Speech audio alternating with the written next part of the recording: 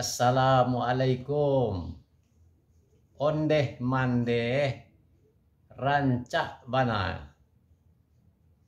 Selamat bertemu kembali dengan Triha Channel.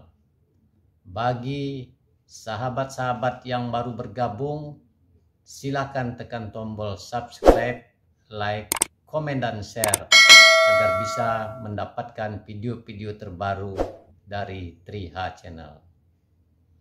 Sahabat Triha Channel, kali ini kita akan membicarakan tentang rumah adat Minangkabau, khususnya yaitu mengenai rumah gadang panjang yang khusus yang banyak terdapat di daerah Kabupaten Solo Selatan, Provinsi Sumatera Barat.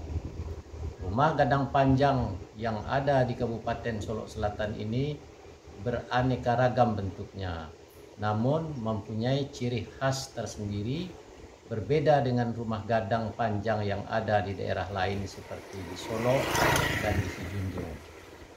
Rumah gadang panjang yang ada di Solo Selatan ini ditandai dengan banyaknya jumlah gonjong yang terdapat di rumah gadang tersebut.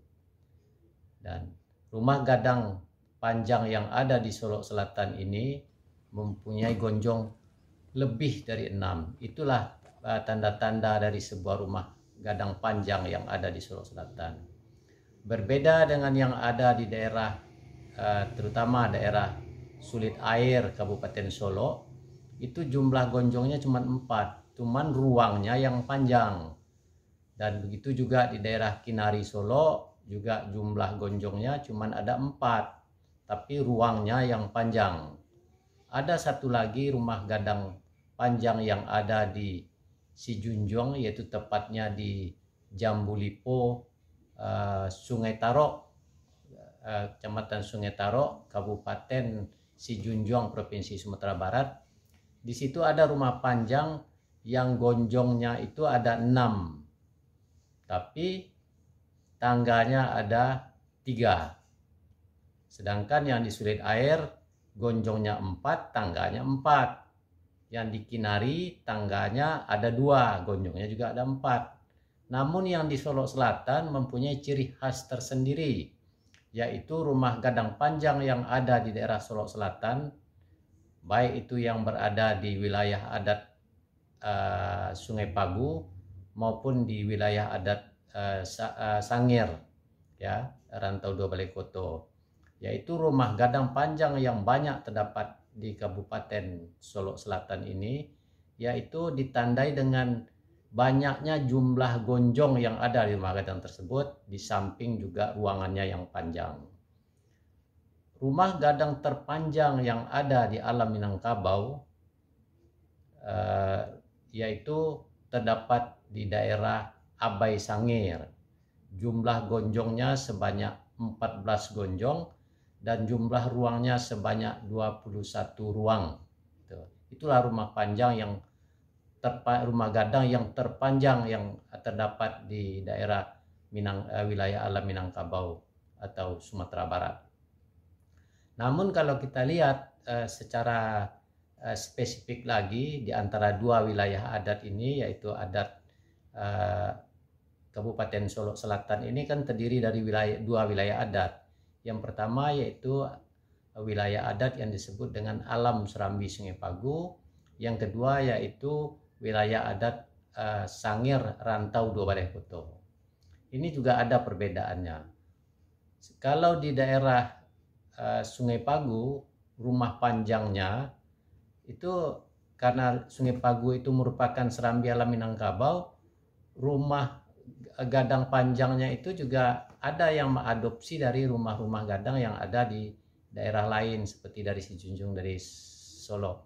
Yaitu ada sebuah rumah gadang di Sungai Pagu itu, yaitu memiliki gonjongnya 6, tangganya 3. Nah, setelah itu lebih spesifik lagi, sebenarnya secara umum di daerah Sungai Pagu itu rumah gadangnya itu banyak yang bergonjong ganjil, seperti gonjongnya gonjong 7, gonjong 9, Dan kalau gonjong 8 udah pasti, kalau misalnya gonjongnya genap, kalau di daerah Sungai Pagu itu dia pasti memiliki anjong. Misalnya gonjong 8 itu ada anjong di kiri kanannya. Itulah ciri rumah panjang yang ada di daerah adat Alam Serambi Sungai Pagu. Sedangkan di daerah Sangir Rantau Dua Walekoto yang terbanyak yaitu di daerah Abai, daerah disebut Pantai Cermin, dan sampai ke daerah Lubuk Gadang itu rumah gadang panjangnya itu rata-rata simetris atapnya, yaitu atapnya atap-atap simetris, mulai dari atap gonjong 8, gonjong 12, gonjong 14. Jadi rumah gadangnya itu gonjongnya itu simetris. Itulah bedanya rumah gadang panjang ada di wilayah adat Sungai Pagu dengan di wilayah adat di Sangir. Dan namun kesamaannya yaitu setiap rumah panjang yang gonjongnya ganjil di daerah Sungai Pagu itu tangganya tetap satu. Namun tangga satu tersebut ada yang di bagian tengah dan ada yang di bagian pangkal. Namun kalau di daerah Sangir, terutama di daerah Abai, daerah Pantai Cermin maupun di Lubuk Melako itu rumah gadang panjangnya itu tangganya juga satu, tapi janjangnya tetap di tengah. Dia di daerah Sangir itu selalu simetris, dia seimbang gitu. Kalau di daerah Sungai Pagu enggak. Di Sungai Pagu itu mempunyai ciri khas tersendiri mengenai baik itu rumah gadang yang biasa maupun rumah gadang panjang. Itu selalu suka rumah gadangnya itu tidak simetris. Jadi ada yang 3 sebelah kiri gonjongnya, ada yang 3 sebelah kanan, ada yang 2 sebelah kiri, 3 sebelah kanan, ada yang 3 sebelah kanan, 2 sebelah kiri. Begitu juga ada yang 3 di sebelah kiri, 4 di sebelah kanan. Itu di daerah Sungai Pagu itu ciri khasnya itu. Jadi rumah gadangnya itu tidak simetris dan kelihatannya itu agak jombang gitu ya. Berbeda dengan di daerah Sangir. Di daerah Sangir itu rumah gadangnya itu gonjongnya itu selalu seimbang. Misalnya gonjong 8 jadi 4 di kiri, 4 di kanan. Begitu juga kalau misalnya 12, 6 di kiri, 6 di kanan. Yang 14 juga begitu, 7 di kiri, 7 di kanan. Itulah rumah-rumah gadang yang ada di ini. Namun secara garis besar janjangnya tetap satu. Kalau yang asli Sungai Pagu dan Sangir. Kalau di Sungai Pagu itu cuma ada satu rumah gadang panjang yang janjangnya itu ada 3, dan itu bukan asli Sungai Pagu. Jadi itulah perbedaannya. Namun kalau kita lihat betapa kaya atau betapa banyaknya koleksi-koleksi rumah gadang di Solok Selatan ini. Solok Selatan ini merupakan gudangnya rumah gadang. Dan kalau kita berbicara mengenai rumah adat Minangkabau, ya di Solok Selatan itu berkumpul semua model rumah gadang. Namun ciri-ciri khasnya, kalau di Sungai Pagu itu ciri khas atau ikon dari adat Alam Serambi Sungai Pagu itu rumah gadangnya disebut rumah gadang Bapuncak Limo. Itu ada latar belakang sejarahnya dengan susunan adatnya, yaitu dengan adat Tigo Lareh Baka Panjangan. Sedangkan di daerah Sangir ini terkenal dengan rumah-rumah panjangnya. Ya, saking panjangnya rumah itu, yaitu rumah paling panjang di seluruh alam Minangkabau. Dan kita juga heran bagaimana dulu nenek moyang zaman dahulu itu membuat atau membangun rumah tersebut. Sehingga lamanya membangun rumah, lamanya mencari kayu, sehingga timbullah suatu kesenian untuk mengisi-isi waktu, yaitu kesenian yang disebut dengan batombe. Batombe itu lahir dari ini, menghilangkan kejenuhan mengerjakan rumah gadang dan sebagai hiburan. Makanya kalau kita perhatikan kesenian Batombe itu iramanya sangat mendayu-dayu dan sangat sedih. Dan tapi itulah asal muasal sejarahnya Batombe itu lahir dari membangun rumah gadang yang panjang tersebut. Dan rumah gadang panjang ini berada di rantau Dua Baleh Koto. Sedangkan kalau kita tahu di seluruh alam Minangkabau, di daerah rantau itu biasanya tidak ada rumah yang memiliki atap bagonjong atau puncak. Kita lihat misalnya rumah-rumah adat yang ada di rantau pesisir itu nggak ada yang itu. Dan di rantau seperti rantau di Hilir, rantau Kampar, rantau apa, itu rumah gadangnya juga berbeda.